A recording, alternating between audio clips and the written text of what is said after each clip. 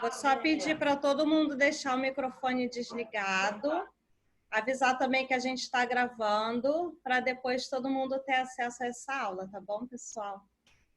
E assim, a gente está muito feliz com esse tema, e a Renata, eu acho que é uma pessoa que pratica muito, além de praticar muito atividade física, né?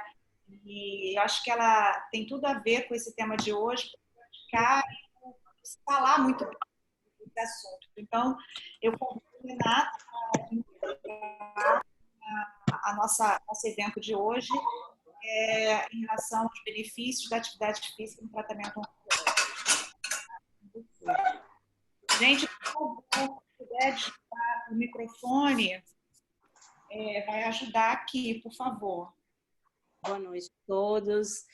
Obrigada pela presença de todos aqui hoje para a gente falar sobre esse tema. Obrigada, Sabrina. Obrigada, Fabiana. É um prazer estar com vocês aqui. Pena que a gente ainda não pode estar presencialmente juntas, mas ainda virtualmente é muito bom estar com vocês, falando sobre um tema que a gente adora, que é super importante, que é falar sobre atividade física durante o tratamento do câncer, antes, durante e depois, nos diversos cenários, na verdade, onde a gente fala sobre essa importância, né? Eu queria pedir mais uma vez para todo mundo, por favor, fechar os seus áudios para que isso não tenha interferência com a aula.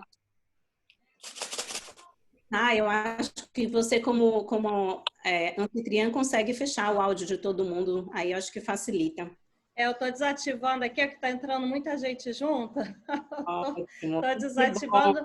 Lembrando que a gente está gravando a apresentação e no final a gente vai tirar dúvidas que chegarem pelo chat, tá bom, pessoal? Então, eu vou compartilhar então aqui a tela para a gente começar a nossa apresentação. Vamos lá.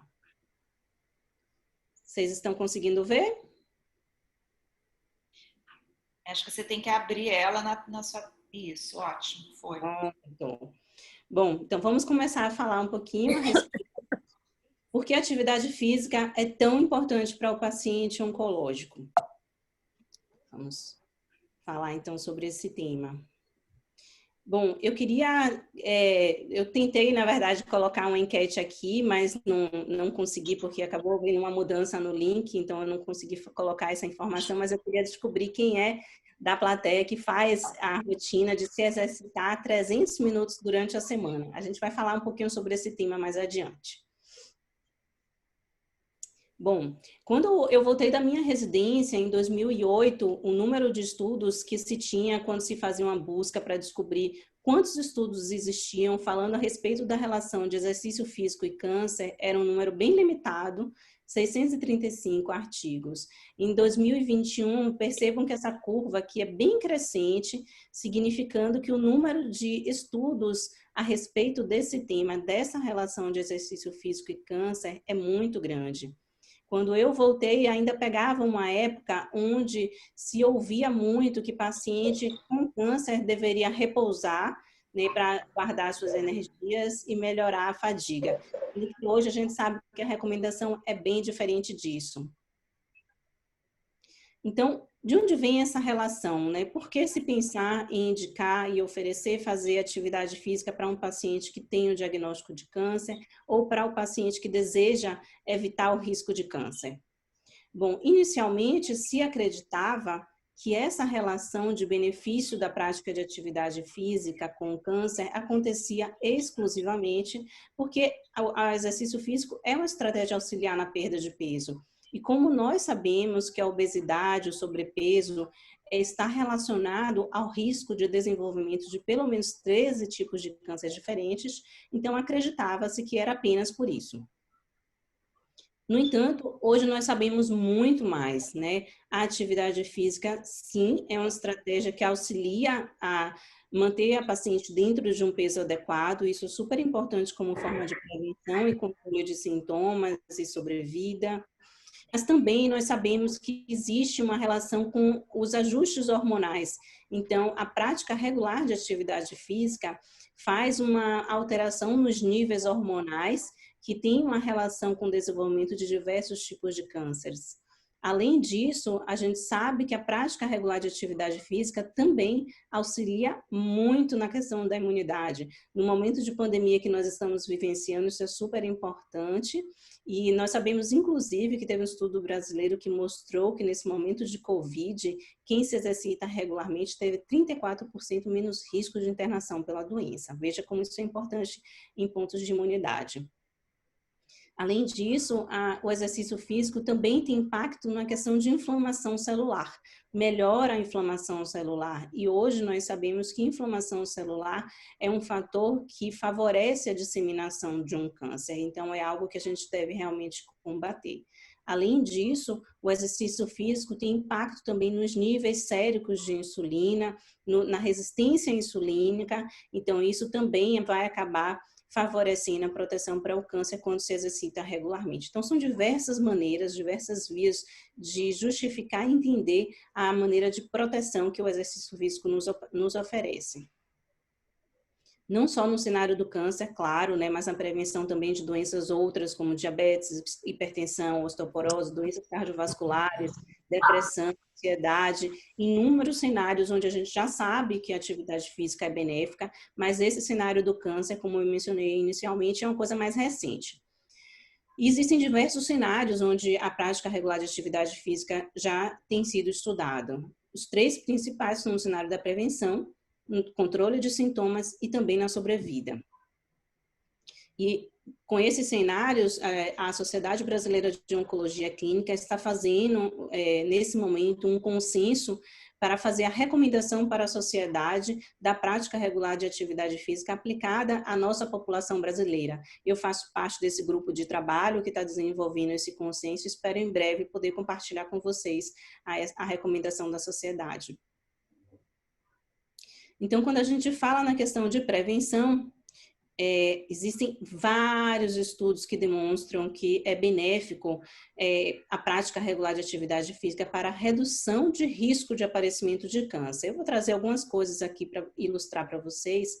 Esse daqui é um estudo americano, é um protocolo americano, onde foi identificado que 4,4% de todos os cânceres diagnosticados em mulheres são atribuíveis ao sedentarismo, 3% de todas as mortes por câncer em mulheres são atribuíveis ao sedentarismo e 1,5% de todos os casos de câncer são atribuíveis ao sedentarismo. Pensando nisso, então, se recomenda a prática de atividade física para a prevenção do câncer de mama. Câncer coloretal são esses que estão mais consolidados de evidência de benefício para redução de risco, tá? De endométrio, que é o câncer de útero, de vesícula biliar, de rim e fígado. Depois desse estudo, alguns outros vieram também consolidando essa informação. Então, hoje a gente tem a recomendação da Organização Mundial da Saúde nesse cenário, eu vou mencionar um pouquinho a respeito disso. A Organização Mundial de Saúde faz esse documento falando das recomendações de dieta e atividade física, de hábitos de vida, na verdade, com o intuito de prevenção.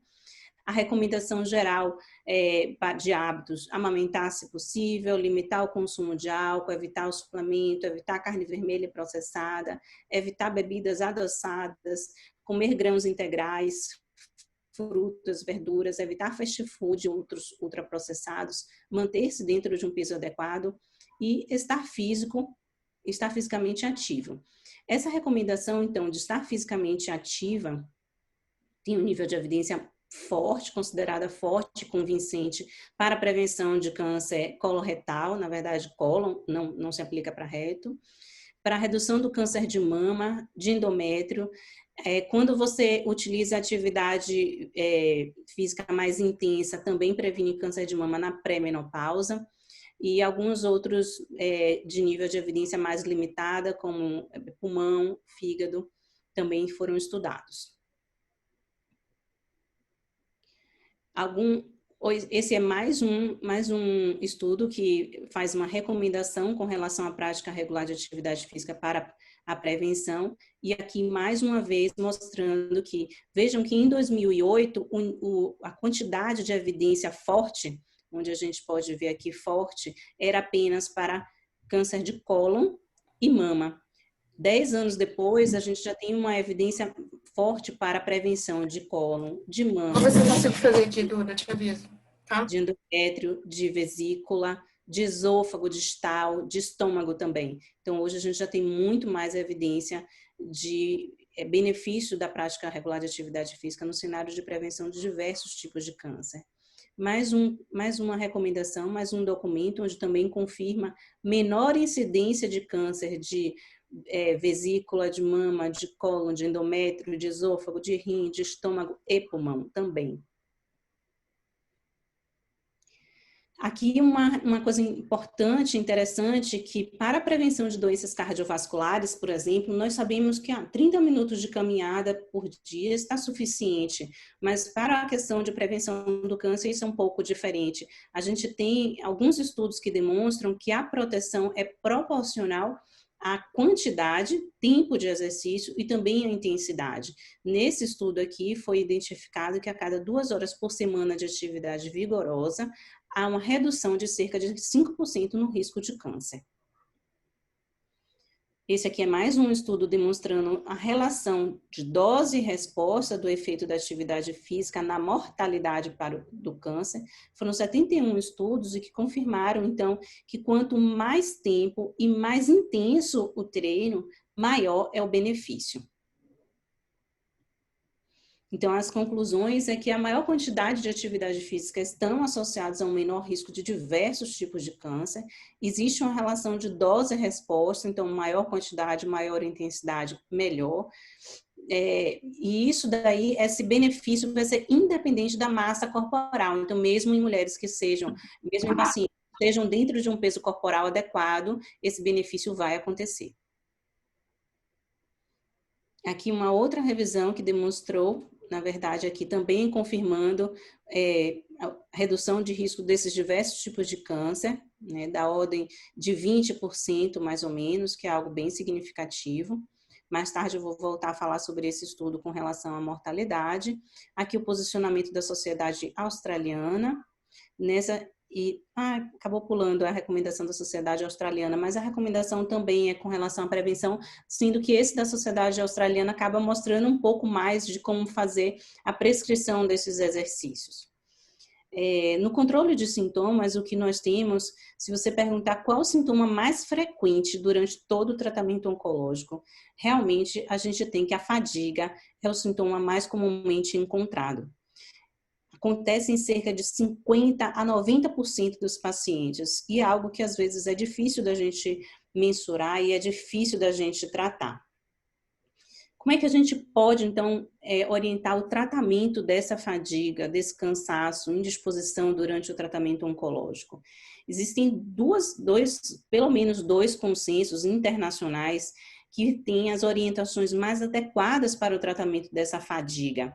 E os dois tem como a primeira recomendação mais importante e mais eficaz a prática regular de atividade física.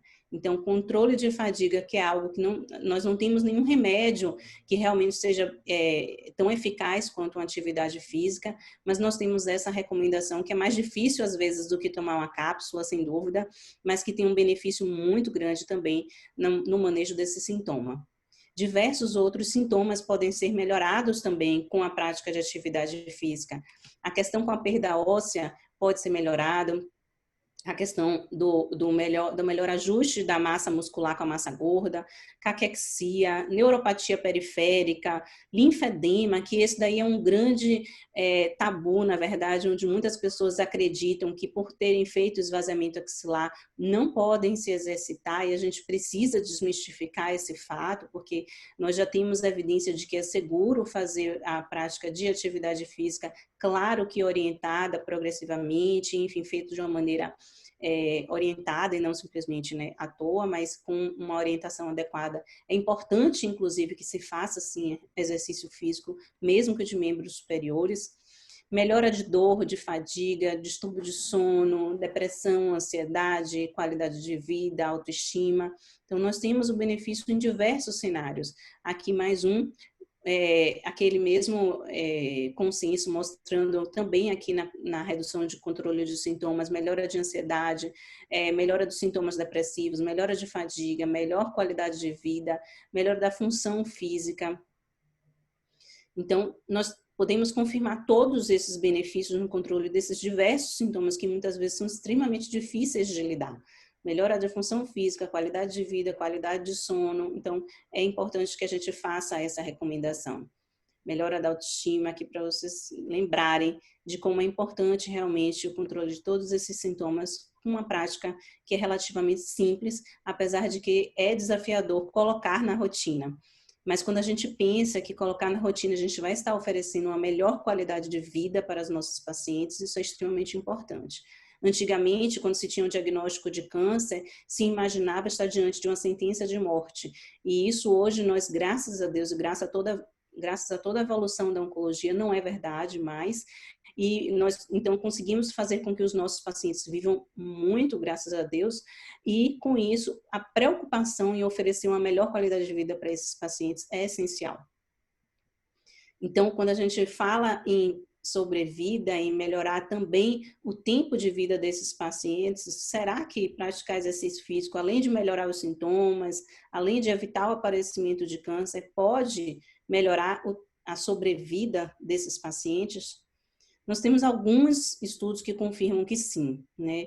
Esse estudo demonstrou que, olha, prática de atividade física reduziu o linfedema, né? Então, que é uma preocupação e a gente vê que existem estudos que demonstram realmente ser seguro. Mas não apenas isso, foi demonstrado também melhora do sistema imunológico, como a gente já mencionou, que é importante, redução do risco de metástase.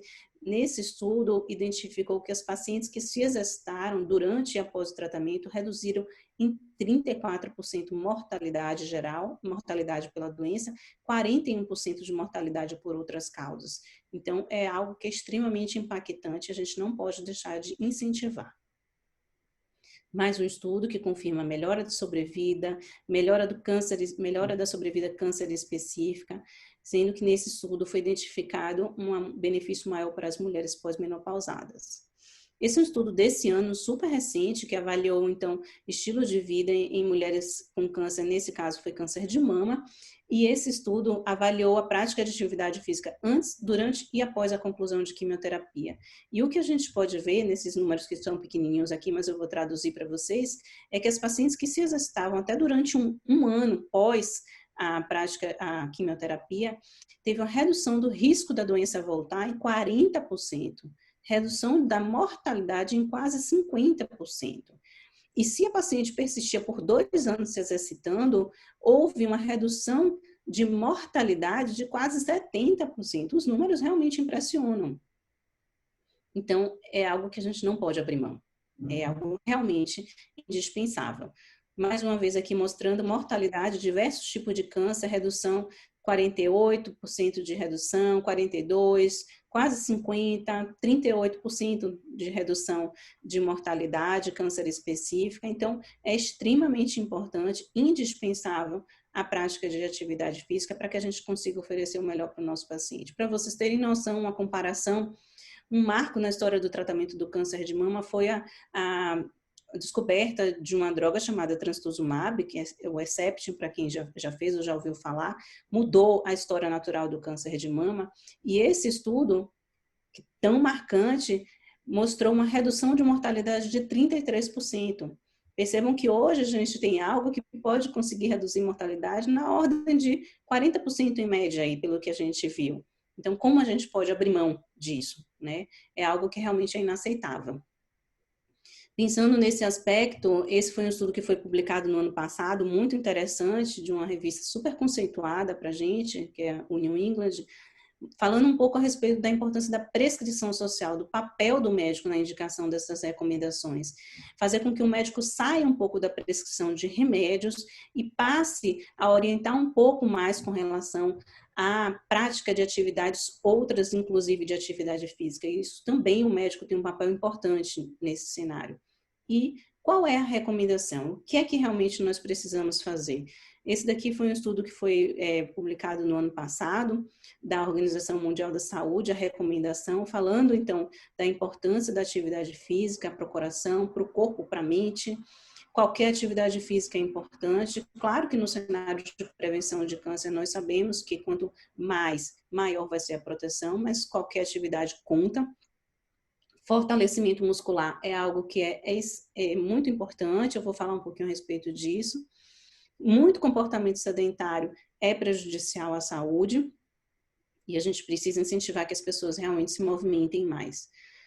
Com relação, então, à recomendação da Organização Mundial da Saúde, é orientado que se faça pelo menos 150 a 300 minutos de atividade física aeróbica, moderada.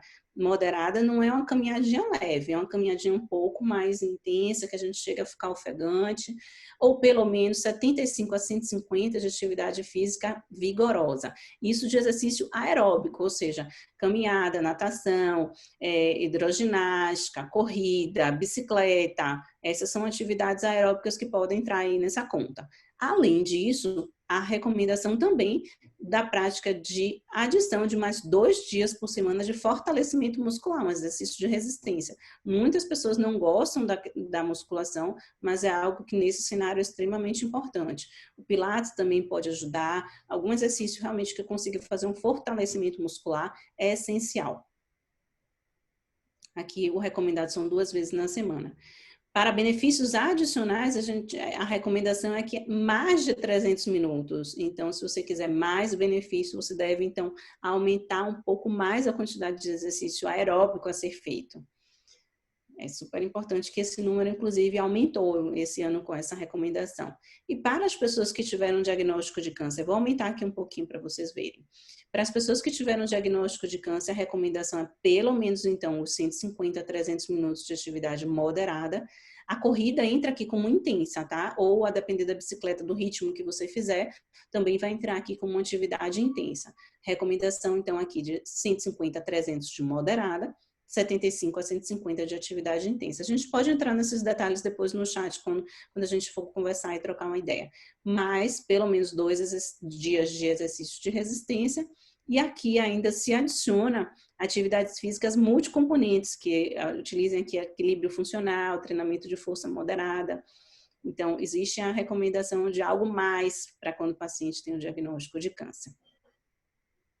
No entanto, apesar de todas essas recomendações, o que nós sabemos é que 75% dos pacientes com câncer estão sedentários após o diagnóstico. Então, 3 em cada 4 pacientes estão sedentários. É extremamente difícil inserir essa prática de atividade física para um paciente que teve o diagnóstico de câncer. Nós sabemos disso. E quais são as limitações? Por que é tão difícil? Fadiga é associada ao tratamento, mas é justamente como forma de tratar e prevenir essa fadiga que a gente faz essa recomendação. Então, eu sempre converso com a paciente que está com fadiga. Consegui. O que há importância é que a gente faça um movimento inicial. Então, o primeiro movimento, fazer o primeiro passo. Por mais que seja difícil, se você faz um primeiro movimento, se naquele dia você está muito fadigada, você vai fazer algo leve, mas pelo menos consiga se movimentar de alguma maneira, tudo vai ser válido, porque a partir do momento que você faz esse passo inicial, você começa a se sentir melhor, no dia seguinte você já está mais disposta, hoje eu vou fazer um pouquinho mais, e com isso você começa a ter o benefício, começa a sentir o resultado dessas práticas, mesmo que inicialmente leves, a depender da fadiga, e você certamente vai conseguir progredir nisso daí. Alguns pacientes não conseguem se exercitar por dor, questões psicológicas, outras comuns, como baixa motivação. Gente, muita gente que não tem doença alguma não está se exercitando porque não conseguem, né, ter essa rotina de se exercitar diariamente. Imagina para alguém que está num momento mais desafiador da vida, passando por um tratamento que muitas vezes é difícil, né, passando por tantas questões e tantos impactos psicológicos que o câncer pode trazer. Então, sem dúvida, é um desafio. Efeitos colaterais outros relacionados ao tratamento, cerca de 50% justificou isso. Pouca disciplina, também muitas pessoas argumentavam isso como sendo algo difícil. Complicações cirúrgicas, 22%. Falta de dinheiro, 20%. Mas hoje a gente tem que, muitas dessas práticas a gente tem disponível hoje gratuitamente. além do mais pós-pandemia, onde vários aplicativos ficaram disponíveis gratuitamente para que a gente consiga fazer algo em casa mesmo. Então, isso foi um bom legado da pandemia, se é que a gente pode dizer isso, mas eu acho que sim, algumas coisas foram positivas da pandemia e essa é uma das questões. Náusea induzida pelo tratamento em cerca de 35%, e aqui a gente tem um fato importante, 6% diz que não pratica porque meu médico disse para não fazer. Então, isso é uma coisa que cabe a nós, médicos, também estarmos sempre antenados sobre tudo o que está acontecendo para que a gente consiga fazer a recomendação adequada para o nosso paciente e consiga, então, beneficiar os nossos pacientes. Então, a gente precisa estar atento para as limitações, as orientações adequadas, olhar muito individualmente cada um deles, né? Passar para o paciente sobre todos esses dados. É importante que os pacientes tenham conhecimento desse benefício, de todos esses números, de todos esses aspectos que a gente mencionou. Mas, além disso, eu acho que o médico tem um outro papel. Dar exemplo é considerado realmente motivacional. Esse daqui aqui eu trouxe 3 estudos que mostraram que profissionais de saúde, de maneira geral, que têm hábitos saudáveis, têm mais condições de aconselhar o paciente a ter hábitos saudáveis. Faço o que eu digo, não faço o que eu faço, não cabe mais, né? Eu acho que a gente precisa dar exemplo. Eu trouxe aqui alguns dados de um estudo brasileiro que a gente ainda publicou, foi um levantamento que eu fiz com os médicos oncologistas e mastologistas brasileiros. 267 médicos responderam a esse questionário para tentar entender o quanto do nosso hábito de vida pessoal pode impactar na prescrição de mudança de estilo de vida para os nossos pacientes. Esse foi um estudo que foi apresentado virtualmente no Congresso de San Antônio em dezembro passado. E o resultado dele mostrou que médicos que não se exercitam têm o risco 2,7 vezes maior de não orientar seu paciente sobre a importância de mudar de estilo de vida. Então, é importante que a gente também faça a nossa parte, se não for com a preocupação no nosso próprio bem-estar, que seja pensando em ajudar o próximo, ajudar o nosso próprio paciente. Então, era isso que eu queria trazer para vocês, e eu acho que agora vale muito a pena a gente trocar uma ideia, conversar a respeito, para tirar todas as dúvidas e ver de que maneira a gente consegue ajudar a fazer vocês a se exercitarem mais. Renata, foi maravilhoso, como sempre. Obrigada. Você sabe que você me inspira, né? Às vezes eu tô com aquele cansaço pós-trabalho, eu acompanho você no Instagram e vejo você fazendo yoga, correndo, musculação, eu falo, gente, pelo amor de Deus, eu preciso fazer alguma coisa. E eu acho que isso é o que você falou, né? O exemplo que a gente tem que dar, né? Uma coisa que às vezes eu falo para paciente, que tem alguém que falou aqui, e o fator preguiça, fator muito importante. Então, assim, às vezes eu falo para paciente convocar alguém para ir junto, né? Às vezes ir em grupo, ir com um amigo, alguma coisa assim, porque acaba que um estimula o outro a fazer, né? Eu acho que é um caminho. A gente faz, eu tenho algumas amigas que eu marco, né, na hora que a gente faz uma atividade física, e aí uma já fica, poxa, hoje eu não fui, mas a outra já tá lá me cobrando, e aí, cadê vocês? Então, assim, a gente sabe que hoje essa questão de compartilhar hábitos de vida, né, tem uma questão de conseguir motivar o próximo, né, então muitas vezes você consegue motivar uma pessoa, né, ao postar o seu hábito de vida saudável. Diz que a cada 10 posts, 3 pessoas se motivarão a fazer algo diferente, né? Então, eu acho que vale a pena. Hoje, nesse contexto, se a gente não conseguir fazer um grupo, mas que pelo menos a gente faça isso virtualmente, a gente incentive uma pessoa a se exercitar, chame, convoque, compartilhe conhecimento, fale a respeito do que você ouviu, desses benefícios todos, porque isso faz com que a pessoa realmente consiga se motivar. É difícil, como eu falei, não é fácil mesmo, é algo desafiador, mas eu acho que a gente, conhecendo o quanto a gente pode se beneficiar, a gente precisa entender que é difícil abrir mão, né, desses benefícios todos. Todo mundo quer uma cápsula mágica. O que é que você faz para poder, né, ter mais saúde, para poder estar dentro de um peso adequado, para poder estar mais jovem, para poder, né? Enfim, essa cápsula existe, só não está em forma de remédio, né? Eu digo que é um remédio em forma de movimento. Então, a gente precisa realmente... E isso, é claro que é muito mais difícil, é muito mais fácil tomar remédio mas exige muito mais de nós, né? Da gente fazer isso, mas é um movimento que a gente faz para nós mesmos, né? Então, é aquela hora do dia que a gente precisa dedicar para o nosso autocuidado. É engraçado, eu sempre falo assim para as pacientes, não é à toa que a gente quer o comprimido mágico, mas cada vez existem mais farmácias e cada vez mais gente doente, né? Eu acho que o pensamento é por aí. Fabiana, temos perguntas? Tem algum comentário? Comentar esse final do paciente, é o meu querido paciente também, que perguntou, e a preguiça, né? E é o que a Renata falou. Eu acho que cabe a motivação, não somente, acho que cabe a gente, nós profissionais de saúde, motivar os nossos pacientes, motivar a família, os cuidadores, para continuar essa motivação em casa também, né? Em casa, no ambiente de trabalho. Eu acho que isso tem que acontecer, eu acho de extrema importância. Tem algumas questões aqui, mas eu queria fazer uma pergunta para a Renata rapidamente. Renata, existe uma dose, a gente sabe que qualquer movimento, seja ele mínimo, vai trazer o tratamento oncológico. A importância do paciente não ficar parado.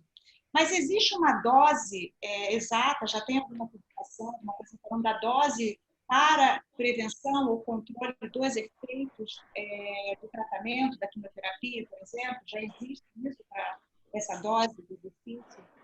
Essa dose desse remédio? A recomendação é a gente fazer esses 150 a 300 minutos de aeróbico e um de resistência. Mas, apesar de haver essa recomendação, que é algo muito amplo, né, e algo nada individual, o que eu acho que a gente precisa realmente tentar, o que eu sempre falo para as minhas pacientes, é que eu acho que a gente precisa encontrar algo que traga prazer. Porque se a gente faz algo simplesmente por obrigação, a chance de você ter uma adesão, especialmente com essa questão de volume de treino que a gente precisa fazer, é muito pouco provável de você ter uma adesão adequada. Então, para você conseguir fazer isso, você precisa encontrar alguma coisa, né, que te traga prazer.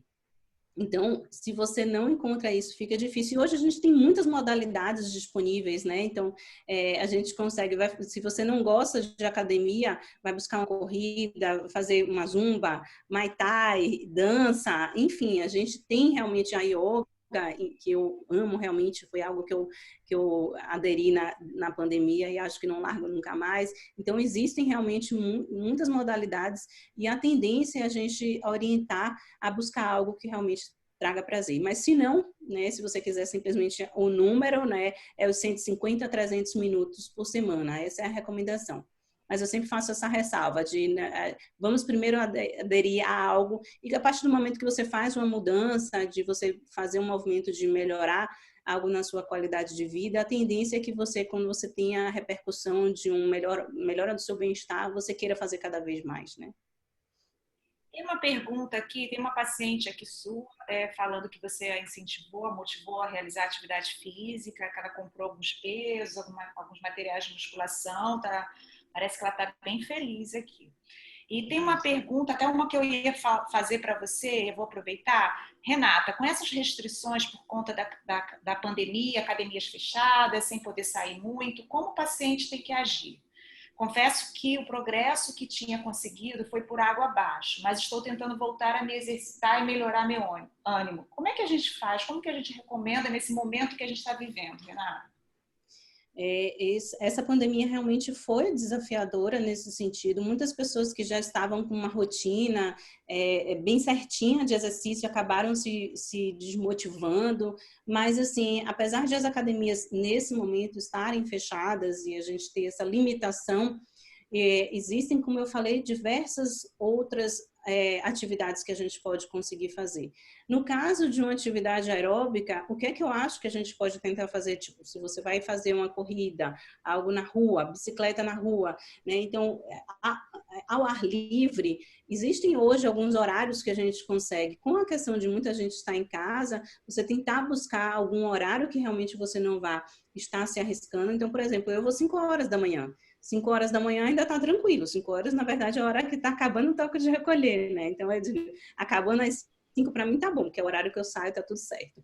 Mas então buscar horários alternativos que você consiga fazer e não se sinta exposto de estar realmente num lugar com muita gente, mas para que você consiga fazer isso. E fora isso, existem várias pessoas que estão disponibilizando gratuitamente aulas para ser feitas em casa, então dentro de um espaço limitado mesmo. Então existe essa possibilidade. Pode não ser, você pode não conseguir chegar naquela dose ótima, você pode até estar reduzindo em relação ao prévio que você fazia antes da pandemia, mas é alguma coisa. O importante realmente é você não ficar parado. Então, eu acho que é buscar realmente algo que você consiga fazer dentro de casa. Eu fui buscar a yoga, como eu falei, né? Porque na pandemia eu fazia musculação e acabou que eu fiquei o ano de 2020 todo sem ir para academia.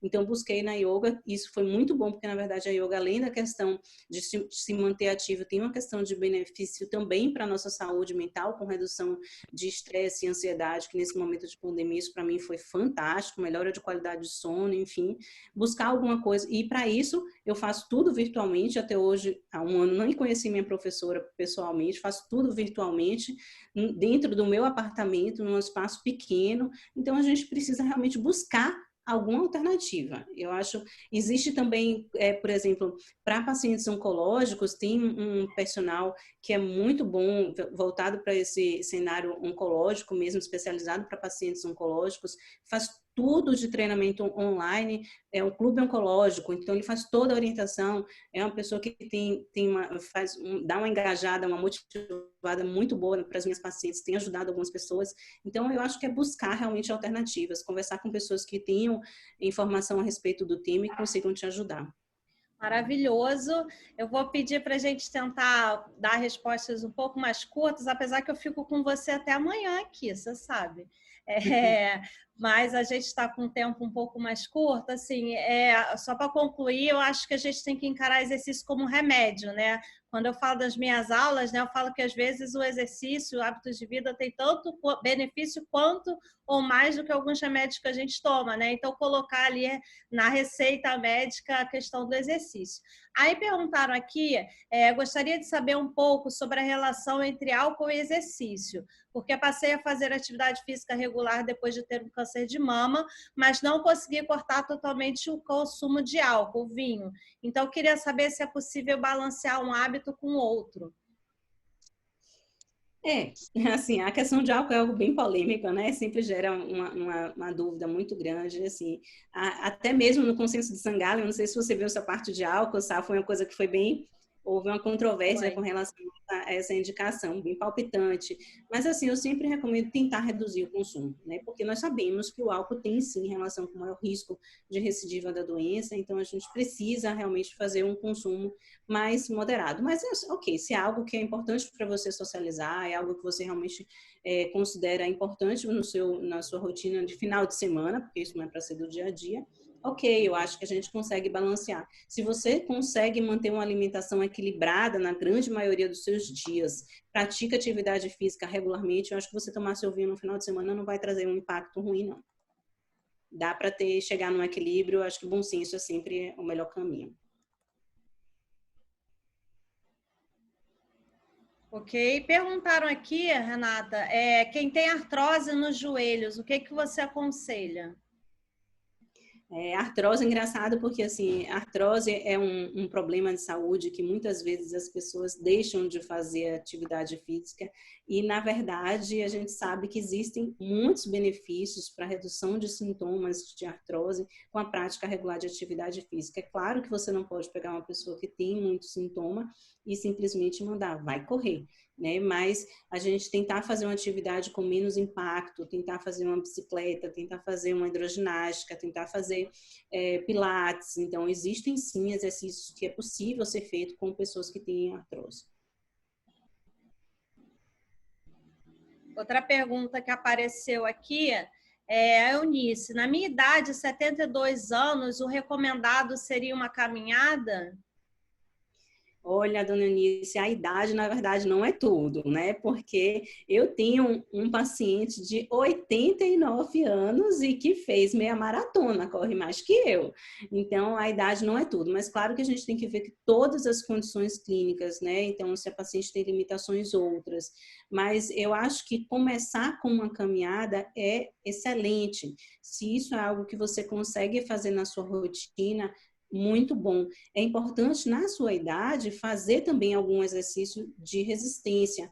Então, porque para isso você consegue melhorar a sua função física e vai conseguir evoluir um pouquinho mais.